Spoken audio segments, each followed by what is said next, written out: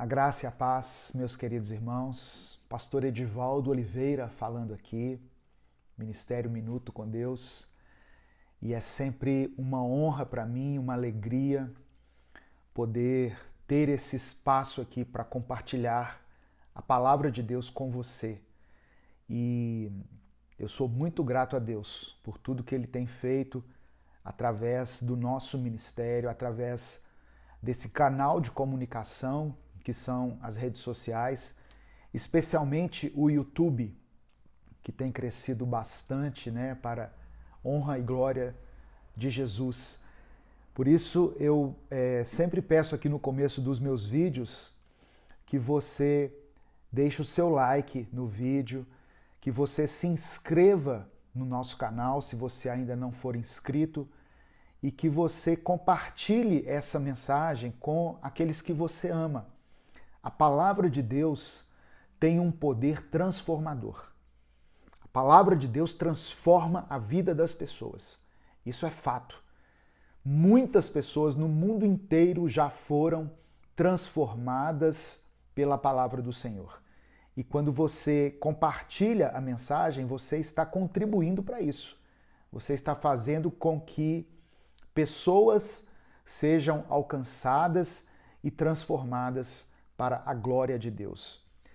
Eu peço a você também, se você ainda não fez isso, que você baixe o nosso aplicativo. Nós temos um aplicativo agora para você baixar no celular, tanto na versão iOS como na versão Android, que é o Minuto com Deus.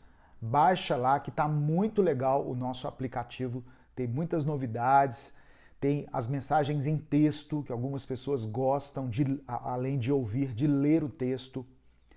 E eu peço também que você conheça a nossa loja online, minutocomdeus.net. Lá tem as nossas canecas, tem os nossos livros, eu vou mostrar só um aqui, O Seu Tempo é Agora, livro de mensagens diárias devocionais.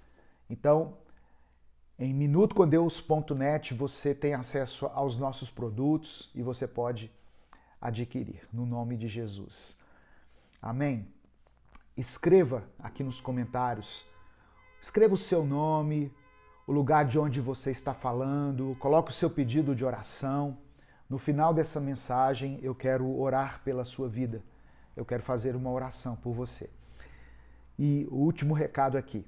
Eu quero aproveitar para agradecer a todas as pessoas que nos ajudam, seja compartilhando as mensagens, pessoas que têm os seus grupos de WhatsApp que compartilham as mensagens Minuto com Deus, pessoas que nos enviam ofertas através do nosso Pix, que nos mandam dízimos, que Deus multiplique de uma forma poderosa na sua vida, no nome de Jesus. Eu louvo a Deus por todas essas pessoas que entenderam esse projeto como um ministério e que nos ajudam a manter essa obra. Amém? Que Deus te abençoe. Vamos para a palavra de hoje que eu quero compartilhar com você. O tema dessa mensagem é a recompensa dos justos. A recompensa dos justos. Eu estive refletindo, e eu queria compartilhar com você algumas reflexões que eu fiz que me edificaram muito e eu tenho certeza que vão edificar também a sua vida. Até que ponto vale a pena servir a Deus? Até que ponto vale a pena servirmos a Deus? Você já se fez essa pergunta?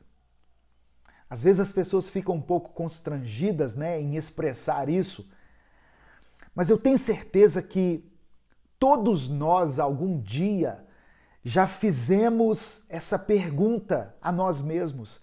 Todos nós já tivemos essa dúvida no nosso coração. Principalmente quando a gente enfrenta problemas difíceis. E aí nós oramos, nós clamamos a Deus, nós buscamos a Deus, mas muitas vezes recebemos como resposta somente o silêncio. E aí novamente vem a dúvida no nosso coração. Puxa vida, até que ponto vale a pena eu estar servindo a Deus? Eu estar abrindo mão de tantas coisas nesse mundo para servir a Deus, sendo que eu tenho problemas tão grandes quanto as demais pessoas. Eu passo por lutas tanto quanto as outras pessoas. Muitas vezes nós já nos questionamos o porquê de termos tantas dificuldades, de passarmos por tantas tribulações, enquanto nós olhamos ao nosso redor e percebemos que algumas pessoas que nem se importam com Deus estão se dando melhor na vida do que nós. Você já teve essa impressão de que tudo que você conquistou nessa vida, ou tudo que você está tentando construir, parece que tem um grau de dificuldade maior do que o normal? Parece que o nosso casamento tem mais lutas do que o casamento dos outros. Parece que os nossos filhos dão mais trabalho do que os filhos dos outros. Parece que a nossa igreja é pior do que as outras. Você já teve essa impressão? Parece que algumas pessoas têm mais satisfação no seu trabalho do que a gente. O nosso trabalho dá a impressão de que é pelejado, de que é um negócio arrastado. A nossa vida parece que é mais difícil. Muitas vezes nós temos essa impressão. E aí na nossa mente vem essa dúvida. Será que vale a pena mesmo servir a Deus? Será que vale a pena mesmo andar nesse caminho, que é um caminho estreito, que é um caminho difícil, que é um caminho de renúncia? Nós ficamos com a nítida impressão de que o nosso sofrimento é maior. Mesmo que a gente esteja servindo a Deus, mesmo que nos dediquemos à igreja, mesmo que estejamos envolvidos com a obra de Deus, ou ainda mesmo que estejamos procurando andar em obediência ao Senhor. Mesmo assim, às vezes ficamos com a impressão de que Deus se esqueceu de nós. E ficamos com a sensação de que fomos abandonados à própria sorte aqui nesse mundo. Nós começamos a nos comparar com as outras pessoas e percebemos que elas conseguem romper, conseguem avançar, enquanto nós estamos estagnados. E quando damos um passo para frente, parece que damos 2 passos para trás. Você já se sentiu assim? Seja honesto consigo mesmo. Não tente pagar de santo, né? Porque eu sei que ninguém é santo demais. Todos nós já tivemos sentimentos ruins, pensamentos contrários, que não condizem com a palavra de Deus. Todos nós já fomos acometidos por esse sentimento. Um dia, um homem chamado Asaf teve esse sentimento. E ele então escreveu Salmos 73. Eu quero que você abra a sua Bíblia comigo. Salmos 73. Eu quero ler alguns versículos desse salmo para a gente poder entender um pouquinho desse sentimento de comparação que muitas vezes nos provoca um desânimo. Parece que nós temos a impressão de estarmos num retrocesso quando muitas pessoas estão avançando, progredindo, conquistando, nós estamos estagnados ou nós estamos regredindo. Asaf escreveu mais ou menos isso em Salmos 73. Eu quero ler primeiramente do verso 1 ao verso 5. Quero que você acompanhe essa leitura comigo. Ele começa dizendo assim: certamente Deus é bom para Israel, para os puros de coração. Quanto a mim, os meus pés quase tropeçaram, por pouco não escorreguei. Asaf está dizendo aqui que ele quase se desviou da fé. Ele quase abandonou a jornada da fé. E no verso 3 ele começa a explicar por quê. Pois tive inveja dos arrogantes, quando vi a prosperidade desses ímpios. Eles não passam por sofrimento e têm o corpo saudável e forte. Estão livres dos fardos de todos. Não são atingidos por doenças como os outros homens. Aqui eu comecei a refletir e fazer uma comparação com as redes sociais. Quando nós vamos para as redes sociais, que para muitas pessoas virou um lugar de ostentação, de se mostrar, de mostrar para as pessoas o quanto nós estamos bem, porque ninguém posta desgraça na rede social, mas nós só postamos coisas boas, nós queremos registrar os momentos felizes, e eu não estou dizendo que é errado registrar os momentos felizes. Isso é bom cultivar memórias positivas, é bom guardar no nosso coração as coisas boas que acontecem conosco. Mas o que eu estou dizendo é que por trás dessa vida que só mostra as bênçãos que recebemos, existe também frustração, existe depressão, existe angústia, existe sofrimento, dor, tristeza. Mas essas coisas não ganham destaque nas redes sociais.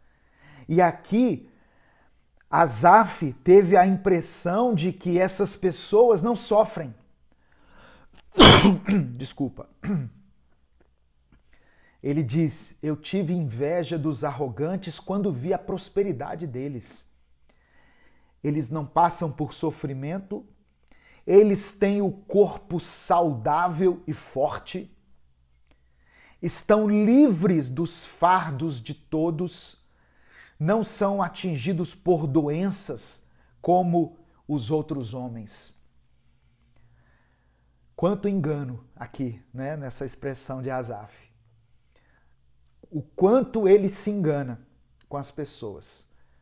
Porque, no fundo, nós sabemos que todas as pessoas estão sujeitas a passarem pelas tempestades da vida, pelos desertos da vida.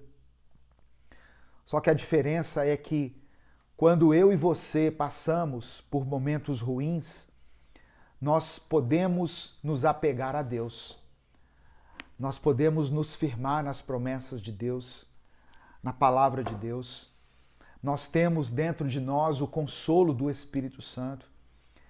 E muitas pessoas que andam com Deus, quando passam por tempos de adversidade, ela só vê trevas, ela não vê uma esperança, porque elas estão sem Deus. Asaf continua falando aqui, eu estou pulando alguns versículos, não vou ler todos, mas depois você lê o Salmo 73, do verso 12 ao verso 14, ele diz assim: assim são os ímpios, sempre despreocupados, aumentam suas riquezas. Certamente, olha a impressão que Asaf teve.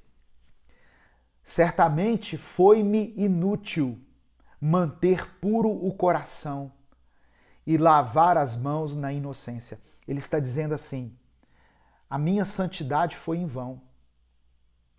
Eu levei uma vida de obediência, de integridade, de retidão, mas tudo isso foi em vão, porque as pessoas ganham muito mais do que eu.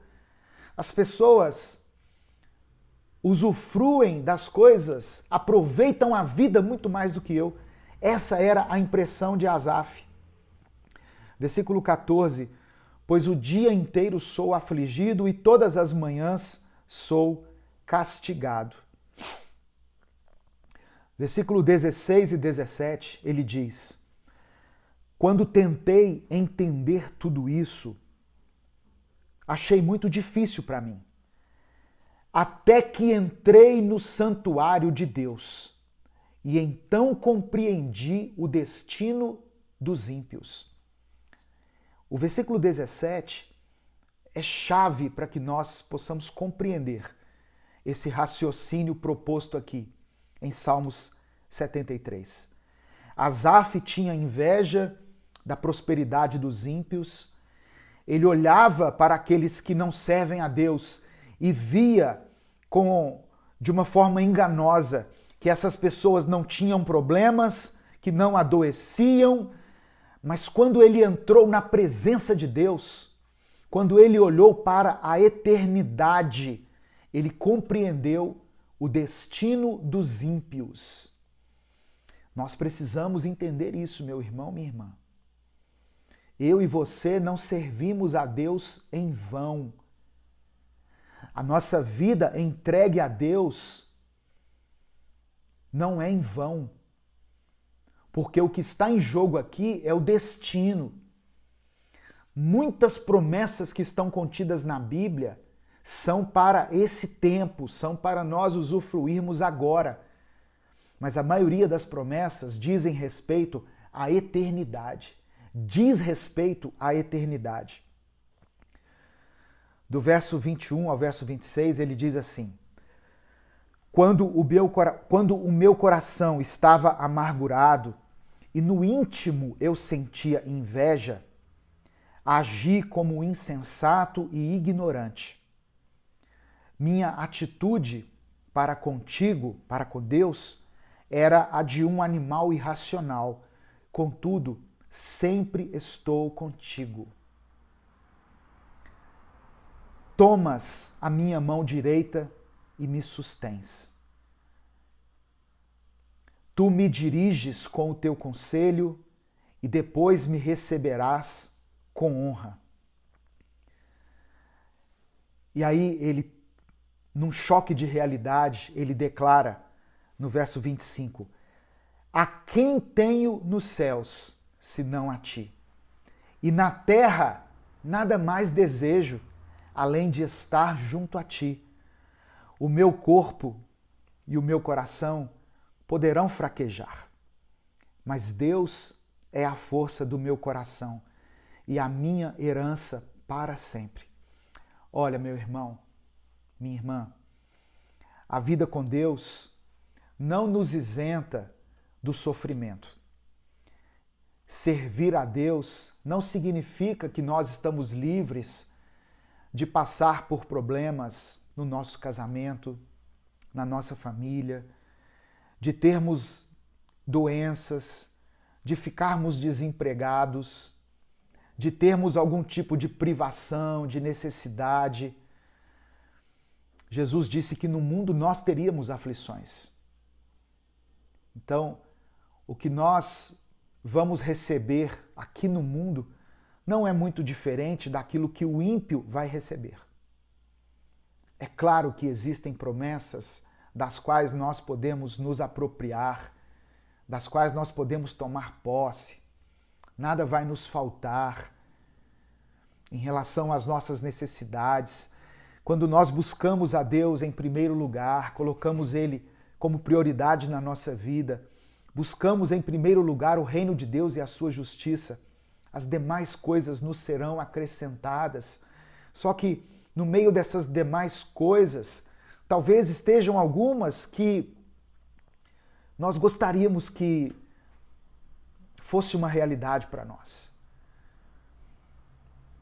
O que eu estou querendo dizer, tentando expressar aqui com minhas palavras, é que Deus vai suprir as suas necessidades básicas. Tem coisas que são desejos do nosso coração. Tem coisas que são desejos do nosso coração. E Deus não se sente obrigado a cumprir todas as nossas vontades, todos os nossos desejos. Uma necessidade, por exemplo, eu sempre dou esse exemplo aqui para ficar claro. Uma necessidade, água. Estou tomando aqui água. Um desejo, um suco de abacaxi com hortelã, geladinho. Se Deus quiser, Ele pode te dar o suco de abacaxi com hortelã. Amém. Mas se Ele não quiser, Ele vai te dar a água. Mas a sua sede será saciada. Então tem coisas na nossa mente que são fruto de desejo. E nem sempre Deus irá satisfazê-las. Às vezes sim. Às vezes Deus nos concede alguns caprichos e eu acho isso maravilhoso. Mas a promessa que nós podemos tomar posse é de que as nossas necessidades serão supridas. Amém? Receba essa verdade aí no seu coração, receba essa revelação da palavra no seu coração. Uma vez, Jesus estava conversando com os seus discípulos e Pedro fez uma pergunta. Pedro sempre foi mais ousado, mais para frente. E Pedro fez uma pergunta a ele. Depois você confere, está em Mateus capítulo 19, versículo 27. Pedro então lhe disse: Jesus, nós deixamos tudo para te seguir. O que ganharemos com isso? Olha a pergunta de Pedro. Ô Jesus, nós abrimos mão de tanta coisa para seguir o Senhor? O que nós vamos ganhar com isso? É uma pergunta lógica, do ponto de vista humano, racional. E essa pergunta já passou pela mente de todos nós. Talvez você já tenha perguntado isso a Deus nas suas orações. Senhor, eu ando em obediência. Eu mudei a minha vida por sua causa. Tem gente que mudou de cidade por causa do Evangelho. Eu já tive problemas na minha família por causa do Evangelho para defender os teus princípios. O que eu vou ganhar com isso? A resposta de Jesus foi a seguinte: vocês, ele estava falando para os 12, quando as coisas forem regeneradas, recriadas, vocês vão governar. Vocês vão se assentar em 12 tronos e vão julgar as tribos de Israel. Vocês vão governar junto comigo na eternidade. Então essa palavra foi para os 12. Mas Jesus continuou. Ele disse assim: e não apenas vocês, mas qualquer um que sacrificar o seu lar, sua família, suas propriedades, qualquer coisa, por minha causa, terá tudo de volta. Estou lendo a Bíblia. Qualquer um que sacrificar o seu lar, sua família, suas propriedades, qualquer coisa, por minha causa, terá tudo de volta, multiplicado 100 vezes. Sem mencionar que essa pessoa ainda receberá o prêmio da vida eterna. Então essa foi a resposta de Jesus, mostrando para nós que há uma recompensa eterna para o justo, para aquele que entrega a sua vida a Cristo. Segundo Jesus está nos ensinando, uma outra coisa que ele diz aqui é o seguinte: os primeiros serão os últimos e os últimos serão os primeiros. Significa que muitas pessoas serão surpreendidas por acharem que, por terem servido a Deus primeiro, por terem entregado a sua vida a Cristo, ainda na juventude, terão algum privilégio no céu. Então, as pessoas criam no seu coração um sentimento de superioridade, por acharem que entregaram a vida a Jesus antes, elas acham que serão os primeiros da fila ou serão os preferidos de Deus. Acham que estarão em lugares privilegiados, mas só que Jesus está falando que os últimos serão os primeiros e os primeiros serão os últimos. A lógica de Deus não é igual à nossa lógica. A recompensa de Deus Ele dá do jeito que Ele quer, a quem Ele quer. Talvez você possa ficar indignado, né? E aqui eu não estou nem falando de eternidade, mas estou falando aqui dessa vida mesmo. De pessoas que se converteram ao Evangelho bem depois de você e agora estão prosperando, estão com a família mais estruturada do que a sua. E aí você olha para Deus e fala: Senhor, isso não é justo. Eu entreguei ao Senhor a minha juventude. Essa pessoa se converteu depois dos 50, dos 60 anos e está colhendo muito mais do que eu aqui nessa vida. Os últimos serão os primeiros serão os últimos. Deus dá conforme Ele quer. E nós não temos que tentar compreender isso. Talvez quem está recebendo mais é porque necessite receber mais. Talvez aquele que pecou muito recebeu uma superabundante graça da parte de Deus. A palavra do Senhor diz que onde abundou o pecado, superabundou a graça. Talvez a gratidão daquele irmão, daquela irmã, seja proporcionalmente muito maior do que a minha, do que a sua. Então, não tente compreender e questionar Deus a respeito dessas coisas. Seja grato por aquilo que você tem recebido e por aquilo que tem sido reservado para você. Eu termino com alguns conselhos de Davi, também no livro de Salmos. Salmo 73 foi Asaf que escreveu. Agora eu quero ler um salmo de Davi, onde ele fala a respeito da inveja. E ele nos dá aqui alguns conselhos preciosos. Salmos 37. Salmos 37, eu vou ler do verso 1 ao verso 8. Olha o que Davi diz. Versículo 1. Não se aborreça por causa dos homens maus e não tenha inveja dos perversos. Não se aborreça por causa das pessoas que praticam a maldade e não tenha inveja delas. Pois como o capim logo secarão, como a relva verde logo murcharão. Segundo conselho, está no versículo 3. Confie no Senhor e faça o bem. Confie no Senhor e faça o bem.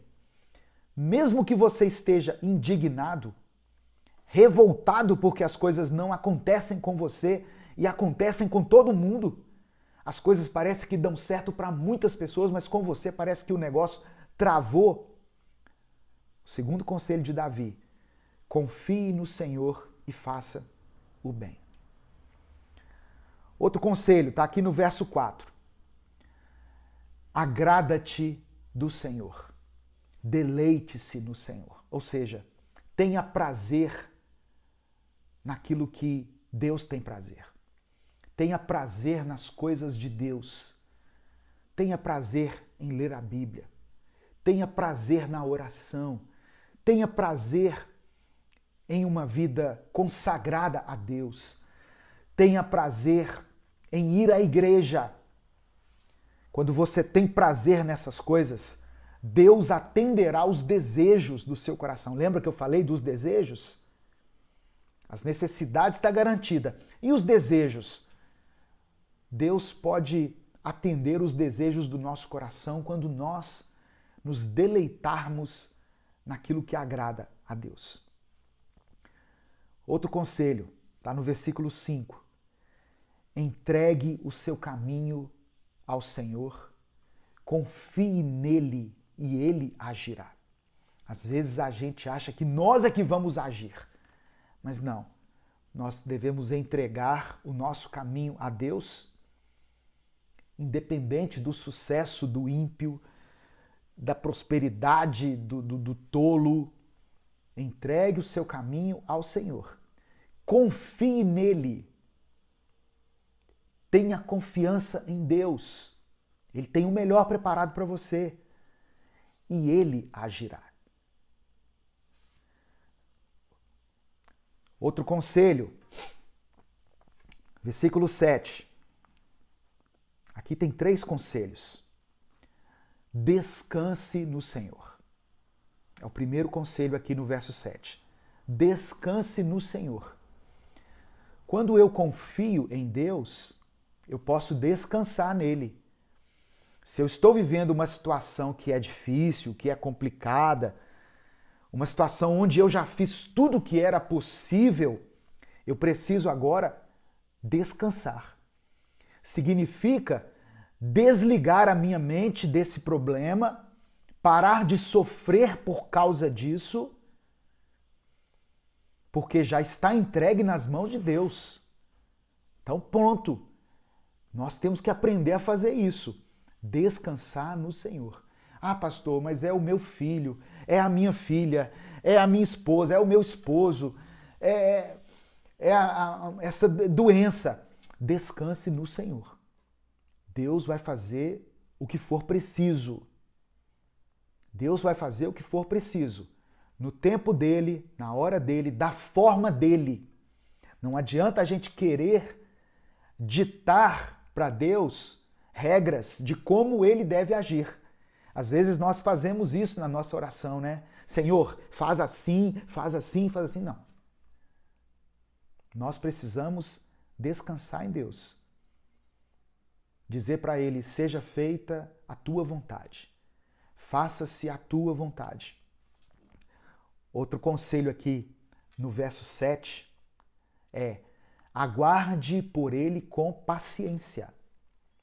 Aguarde em Deus com paciência. Paciência é uma característica do fruto do Espírito Santo em nós. Quem tem o Espírito Santo é uma pessoa paciente e vai esperar o tempo certo de Deus agir. E o terceiro conselho aqui no versículo 7. Não se aborreça com o sucesso dos outros. Esquece o outro. Para de se comparar com o outro. Cada um tenha a sua história. Cada um tem uma trajetória de vida.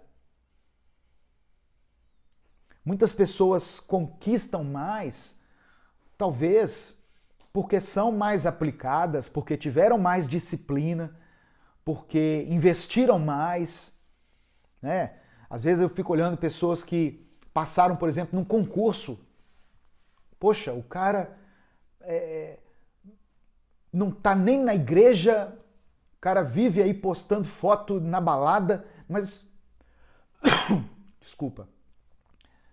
Vive aí postando foto na balada, né? E agora passou num concurso. E eu que estou aí firme na igreja, firme com Jesus, eu estou pelejando nesse emprego aqui onde eu ganho pouco. Olha, talvez ele passou no concurso porque se esforçou mais, estudou mais, se preparou melhor. Deus é um Deus de milagre, mas Deus não faz mágica. Entendeu? Então nós temos que entender essas coisas. E o último versículo, para encerrar, versículo 8, conselhos de Davi a respeito da inveja. Evite a ira. Não fique com o coração carregado de ódio, de ira, de amargura. Rejeite a fúria. Se Davi escreveu aqui, se está escrito na Bíblia, é porque tem coisas que cabem a nós. às vezes esses sentimentos eles vão invadir o nosso coração de uma forma repentina. Nós vamos ser tomados por esse sentimento, dizer assim, puxa vida, olha aquela pessoa, como que ela está bem melhor do que eu. Mas nós não devemos permitir que essas coisas permaneçam por longo tempo dentro de nós.